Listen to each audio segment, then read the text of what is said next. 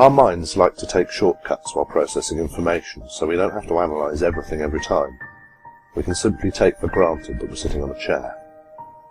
So the mind likes to label things and stores information, including beliefs and memories, in clusters.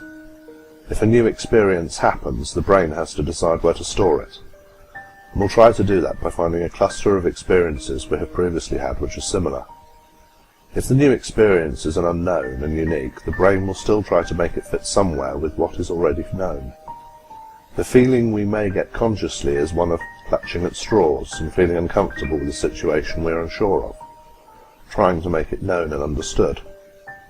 Obviously we can have new experiences and enjoy them, but how we respond depends on many factors, including your own personality. Generally speaking, though, this is partly why it seems hard to make changes in our lives and embrace the new. When we are experiencing factors in life that are unknown, especially issues around security, this can trigger survival instincts and the fight or flight responses.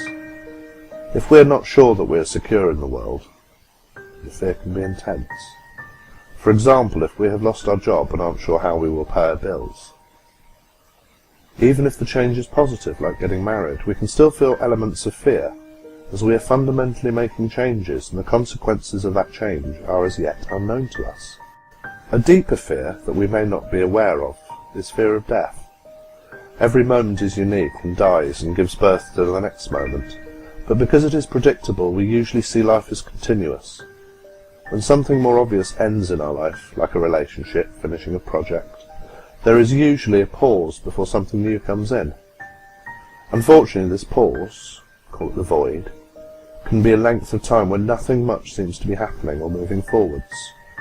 It's like we are stuck on pause, unsure about what will happen next, or when, and it's usual at this point we worry and will try to fill the gaps in with what could go wrong. It can be difficult to practice, but trying not to resist what is happening helps us to get through these times more calmly and quickly.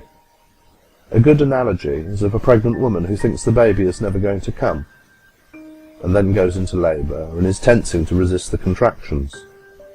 Similarly, when we think we are really stuck and nothing is going to happen, when the time is right, we will also go through a change and be propelled forwards. During periods of change and stress, it is also helpful to remember times when we have gone through a similar process and how we managed then. The more uncomfortable experiences in life we go through, the more we can reassure ourselves and others that we will be okay.